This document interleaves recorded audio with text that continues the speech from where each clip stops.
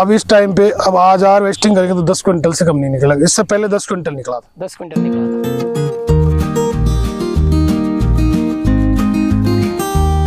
तो देखो कीटों की तो ऊपर सफेद कीड़ा होता है, एक हरी वाली लट होती है, जैसे पौधा पूरी तरह जड़ पकड़ लेगा 15 दिन के अंदर। फिर इसकी फर्स्ट निराई चालू करेंगे अपन।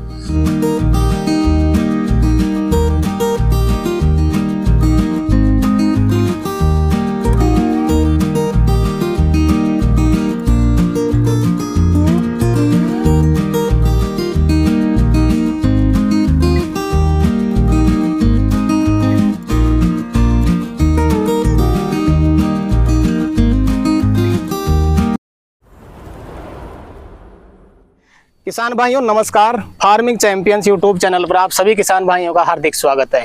तो किसान भाइयों आज हम पहुंचे हुए हैं राजस्थान के जयपुर डिस्ट्रिक्ट की तुंगा तहसील में, और आज आपको मिलवाने वाले हैं एक अनुभवी किसान भाई से जो लगातार कई सालों से सफल तरीके से टमाटर की खेती करते हैं। और इस बार भी आप देख सकते हैं बहुत ही शानदार तरीके से किसान भाई ने टमाटर की खेती कर रखी है सिंपल विधि से।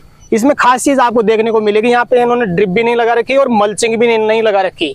क्या इनको कोई समस्या आ रही है प्रेजेंट में सिंपल विधि से, वो भी बताएंगे आपको। और इनका प्रोडक्शन भरपूर तरीके से चल रहा है, हार्वेस्टिंग भी अभी के टाइम पे कर रहे हैं किसान भाई। तो इनसे हम जानकारी लेने वाले, टमाटर की खेती कितने साल से करते हैं, कौन कौन सी समस्याओं को इन्होंने सामना किया, कितना खर्चा करना पड़ता है, कितना प्रॉफिट होता है, पूरी जानकारी मिलेगी। वीडियो कंप्लीट देखें, वीडियो पसंद आए तो लाइक शेयर करें, और जो किसान भाई हमारे चैनल पर पहली बार है चैनल को सब्सक्राइब करें। तो आइए किसान भाइयों आज का वीडियो शुरू करते हैं। सर नमस्कार। हाँ राम साहब नमस्कार। सर जी सबसे पहले किसान भाइयों को अपना परिचय बता दें। किसान भाई मेरा नाम राजेश कुमार मीणा है, मैं जयपुर जिले के तुंगा तहसील के ग्राम पंचायत गढ़ का रहने वाला हूँ जी। तो सर जी मैं सबसे पहले जानना चाहूंगा, जो सब्जियों की खेती करते हैं आप जी, करीब कितने साल से करते हैं? 20 साल से कर रहा हूँ मैं। 20 साल से। 20 साल से। और मुख्यतः कौन कौन सी सब्जियां लगाते हैं? 20 साल से तो टमाटर की खेती कर रहा हूँ। मुख्यतः में टमाटर भी है, मिर्ची भी है, और अपने क्या नाम से गोभी, और ये क्या नाम भिंडी। हाँ तो सब्जियों पे मुख्य फोकस है आपका। बिल्कुल। जो टमाटर की खेती है जी, मैंने एक खास चीज देखी है कि आप सिंपल विधि से करते हैं। बिल्कुल। ड्रिप भी नहीं लगा रखी, मल्चिंग भी नहीं लगा रखे। लेकिन काफी किसान भाई हाई टेक में आ चुके हैं, ड्रिप भी लगाते हैं, मल्चिंग भी लगाते हैं। तो इस तरह से अगर मान लो सिंपल विधि से किसान भाई करता है जी, तो इसमें क्या समस्याएं आ सकती है? वैसे तो कोई खास नहीं आती ज्यादातर, तो फंगस आता है तो फंगिसाइड का स्प्रे कर देते हैं, बाकी ऐसे तो कोई दिक्कत वाली मल्चिंग ऐसी कोई नहीं। तो इसको चल ही रहा ना, देखो ना खूब। तो इसको बोल सकते हैं कम खर्चे में कर सकते हैं अपन, कम खर्चे के अंदर। कम खर्चे में जी। तो सर जी शुरुआत से किसान भाई को डिटेल देना चाहेंगे, जैसे कोई किसान भाई खेती करना चाहे टमाटर की जी, तो सबसे पहले तो खेत की तैयारी कैसे करेंगे, क्या तरीका रहेगा, और किस टाइम पे खेत की तैयारी करते हैं? खेत की तैयारी करते हैं मैं, जैसे अपने गेहूं की फसल काट देते हैं अप्रैल के अंदर लास्ट, तो अप्रैल के बाद में मई के अंदर तो वैसे बरसात हो जाती ठीक है, नहीं तो उसको पानी चला के और उसमें गीला करके और उसकी जुताई कर देते हैं 2 बार जी। फिर मई जून में उसको छोड़ देते हैं खुला खेत को, बिल्कुल ही। फिर खुला छोड़ के उसमें मतलब बरसात से पहले खाद डाल देते हैं, गोबर का खाद। गोबर तो बाद में तो फिर ट्रोलियां वगैरह फंस जाती है तो उसे पहले ही डाल के कंप्लीट कर लेते हैं। करीब कितने क्षेत्र में अपना टमाटर? 1 एकड़ में 4 बीघा कच्चा। इसमें कितना गोबर का खाद डालेंगे अपन? इसमें 4 ट्रॉली डाल दी, इसमें 4 ट्रॉली की। 4 ट्रॉली। और जो बैसल के रूप में भी खाद डालते हैं रासायनिक खाद, में इसमें 4 कट्टे DAP के डाले और फोरेट डालिए 5 किलो, और ये अभी तो ये डाल के फिर उसको कंप्लीट करके छोड़ देते हैं, मतलब जुताई उताई करके। बिल्कुल। हाँ। तो जैसे मान लो खेत की तैयारी अपन कर रहे हैं, उसके साथ में अपने को नर्सरी भी तैयार करनी पड़ेगी। बिल्कुल करनी पड़ेगी। तो उसका क्या तरीका रहता है? नर्सरी का तो तरीका जैसे बरसात आती है ना, मतलब बारिश चालू हो जाती है जुलाई अगस्त में, तो बारिश चालू होने के बाद में जैसे टेम्परेचर डाउन होगा, क्योंकि गर्मियों में बहुत नर्सरी तैयार नहीं होती है जी, तो जैसे टेम्परेचर डाउन होने के बाद में अब नर्सरी तैयार करते हैं उसकी।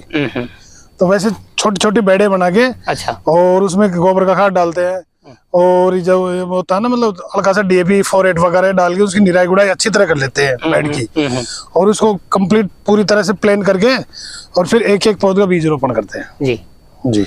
तो जो नर्सरी तैयार करेंगे अपन, उसमें पानी देने का क्या तरीका रहता है? पानी देने का तरीका यह होता है कि नर्सरी को कंप्लीट बीज रोपण कर दिया, फिर उसमें झारा होता है ना, उससे धारे से पानी देते हैं उसमें, सुबह शाम जी। दोनों टाइम। करीब कितने दिन में नर्सरी तैयार हो जाती है अपनी?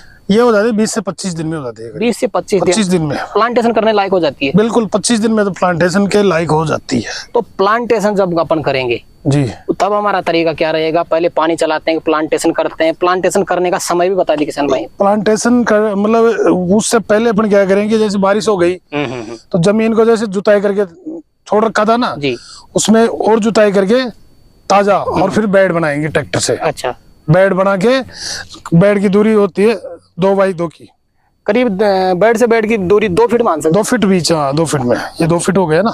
जी, तो बेड बना के कंप्लीट कर लेते हैं। फिर जैसे बारिश का इंतजार करते हैं, अगर बारिश आ जाती है तो ज्यादा बेटर होता है। जी जी जी। क्यों दिक्कत नहीं होती है ना, वो पौधे मतलब ज्यादा जाने की संभावना नहीं होती, पौधा उसमें सक्सेस पूरा होता है उसमें। बाकी नहीं आती है तो फिर उसमें बेडों में पानी चला के और फिर प्लांटेशन करते हैं। करते। तो मैं वो टाइम भी जानना चाहूंगा जब आपने खेत में प्लांटेशन किया।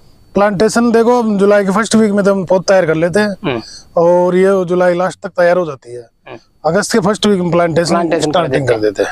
तो किसान भाई ने जैसे प्लांटेशन भी कर दिया जी, पानी चलाने में भी कई बार किसान भाई से चूक हो जाती है। पानी में क्या सावधानी बरतते हैं? कितने दिन के अंतराल में पानी चलाएं? पानी प्लांटेशन करने के बाद अगर बारिश चालू रहती है तो जरूरत नहीं पड़ती है। अगर बारिश नहीं आई तो फिर 5 दिन के बाद में चलाना पड़ता है। प्लांटेशन के 2-5 दिन बाद में पानी चलाना पड़ेगा। बिल्कुल। तो पानी आप इसमें नालियों में ही चलाते हैं? नालियों में चलाते हैं, बिल्कुल खुला पानी चलाते हैं।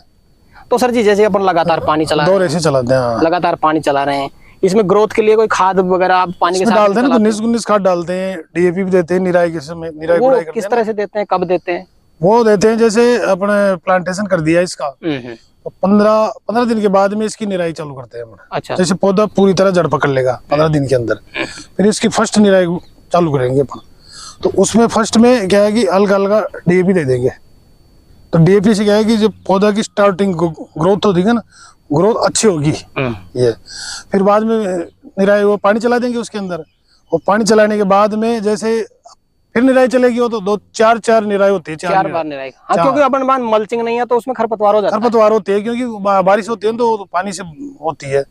4-5 बारिश की निराई गुड़ाई होती है। तो उसमें क्या है फिर बाद में जैसे पौधा की अच्छी ग्रोथ हो गई ना, फिर उसमें निराई करके मतलब अच्छी पैदावार के लिए 19 खाद आता है, वो उसमें पानी में चलाना पड़ता है। पानी में चलाते हो? पानी में घोल के चला देते हैं। जी जी जी।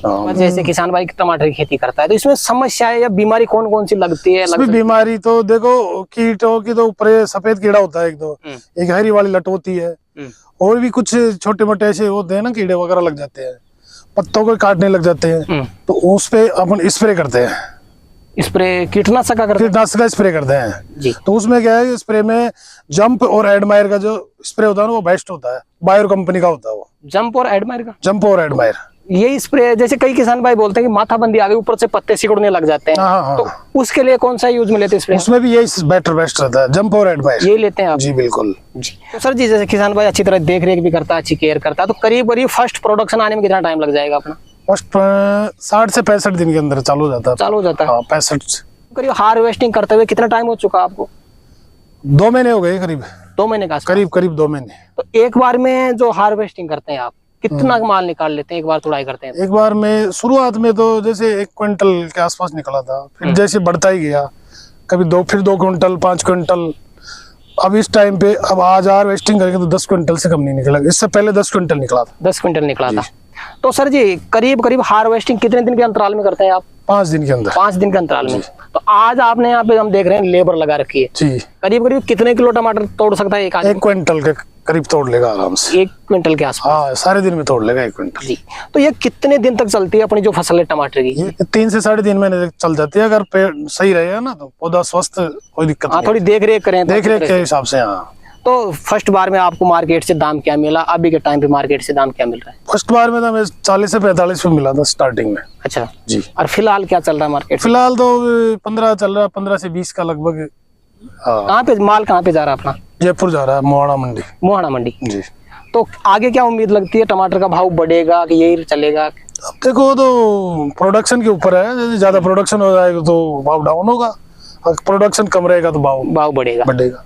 तो 1 एकड़ में आपने टमाटर की खेती कर रखी है सर जी। आपकी विधि से कोई किसान भाई टमाटर की खेती करना चाहिए तो 1 एकड़ में कितना खर्चा हो जाता है आपका? 1 एकड़ में देख लो 4 ट्रॉली खाद की हो गई, 4 कट्टे DAP के और ये कीटनाशक वगैरह हो के मतलब 25 से 30 हजार के करीब इतना खर्चा हो जाएगा। बिल्कुल। जैसे मान लो आपकी विधि से कोई किसान भाई टमाटर की खेती करता है जी। तो खर्चा निकाल करके शुद्ध मुनाफा कितना बचा सकता है? 1,75,000 से 2 लाख तक इतना बचा सकता है? हाँ, बचा सकते हैं। तो जी। तो सर जी कोई टमाटर की खेती में कोई मुख्य चीज आप किसान भाई को बताना चाहें तो वो बता दें लास्ट में, वीडियो के लास्ट में। मैं तो किसान भाई को ये कहता हूँ कि टमाटर खेती करनी चाहिए, सब्जियों पे फोकस होना चाहिए, क्योंकि ये सब्जी ऐसी होती है कि इसका मार्केट भाव अच्छा रहता है। जी। तो किसान भाइयों सब्जी की खेती ज्यादा से ज्यादा करे। बिल्कुल। तो सर जी आज किसान भाइयों के लिए आपने समय निकाला और एक सटीक जानकारी किसान भाइयों तक पहुंचाई, उसके लिए आपका बहुत बहुत धन्यवाद। जी दोस्त। तो किसान भाइयों जानकारी कैसी लगी हमें कमेंट करके जरूर बताएं। वीडियो पसंद आए तो वीडियो को लाइक करें, शेयर करें और बाकी किसान भाइयों तक भी इस वीडियो को शेयर जरूर करें ताकि वो भी इसका लाभ ले सकें। और अभी तक जिन किसान भाइयों ने हमारे चैनल को सब्सक्राइब नहीं किया है वो सब्सक्राइब कर लें। तो किसान भाइयों आज के लिए इतना ही, मिलते हैं नई वीडियो में, तब तक के लिए जय जवान जय किसान।